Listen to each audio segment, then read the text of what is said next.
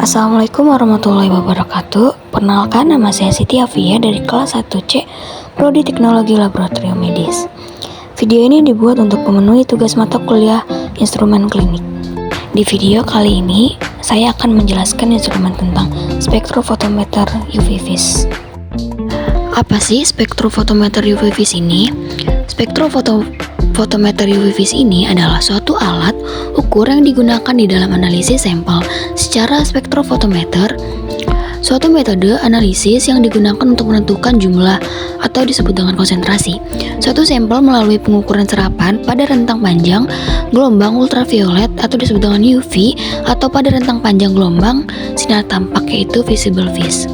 Panjang gelombang pada spektrofotometer UV vis ini adalah 200 sampai 400 nm. Dan spektrofotometer UV vis ini lebih kuat energinya, panjang gelombangnya itu semakin rendah. Dan hasil yang diperoleh dari alat ini itu berupa nilai absorbansi.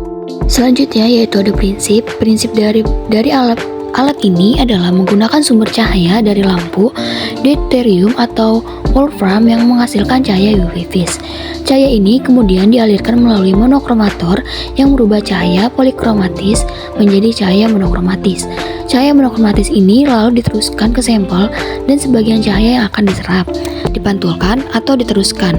Intensitas cahaya yang diteruskan diukur oleh fotometer. Selanjutnya yaitu ada cara kerja. Cara kerja alat ini yaitu pertama dari sumber radiasi diteruskan menuju monokromator. Setelah itu dari monokromator ini diarahkan terpisah melalui sampel dengan cermin berotasi. Kemudian detektor akan menerima cahaya dari sampel secara bergantian dan berulang-ulang. Setelah itu sinyal listrik dari detektor diproses dan diubah ke hasil digital. Selanjutnya perhitungan dilakukan dengan komputer yang sudah terprogram. Selanjutnya yaitu ada fungsi-fungsi dari bagian-bagiannya. Yang pertama yaitu ada sampel compartment sebagai tempat menaruh sampel. Yang kedua yaitu ada USB port untuk menyambungkan alat spektrofotometer pada komputer. Yang ketiga yaitu ada electrical connection sebagai tempat untuk menghubungkan komponen kelistrikan pada spektrofotometer. Keempat yaitu ada printer using sebagai tempat untuk mengeluarkan hasil yang ingin diprint di spektrofotometer. Yang kelima yaitu ada touchscreen untuk menampilkan menu-menu pada spektrofotometer dan menampilkan hasil. Dan di bagian dalamnya yaitu ada pertama sumber cahaya atau sumber sinyal polikromatis sebagai sumber sinyal polikromatis dengan berbagai macam rentang panjang gelombang. Yang kedua yaitu ada monokromator sebagai penyeleksi panjang gelombang, yaitu mengubah cahaya yang berasal dari sumber sinar polikromatis menjadi cahaya monokromatis. Yang ketiga yaitu ada sel sampel sebagai tempat meletakkan sampel dengan kuvet sebagai tempat sampelnya.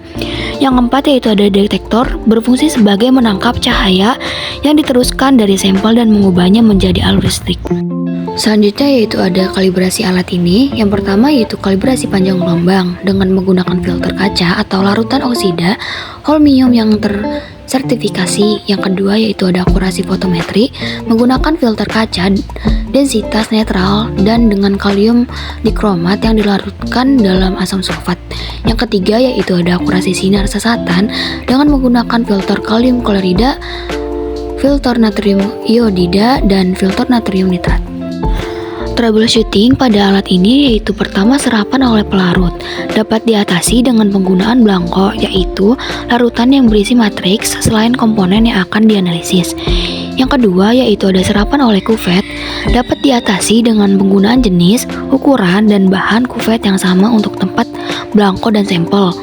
Yang ketiga yaitu ada kesalahan fotometrik normal pada pengukuran dengan absorbansi sangat rendah atau sangat tinggi. Dapat diatasi dengan pengaturan konsentrasi sesuai dengan kisaran sensitivitas dari alat yang digunakan. Selanjutnya yaitu ada cara pembacaan data. Yang pertama yaitu hitung transmitan dan absorbansi sampel. Yang kedua yaitu buat grafik nilai absorbansi versus panjang gelombang. Yang ketiga yaitu bandingkan spektrum absorbansi dengan grafik senyawa tertentu yang telah diketahui. Kelebihan dari alat ini yaitu satu, panjang gelombang dari sinar putih dapat lebih terseleksi. Yang kedua yaitu cara yang sederhana. Yang ketiga yaitu dapat menganalisa solusi dengan konsentrasi yang sangat kecil.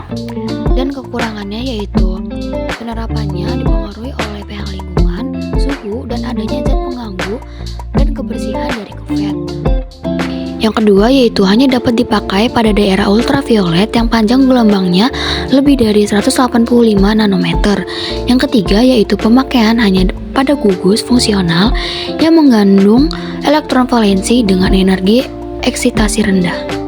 Itu saja yang saya dapat sampaikan, kurang lebihnya mohon maaf. Wassalamualaikum warahmatullahi wabarakatuh.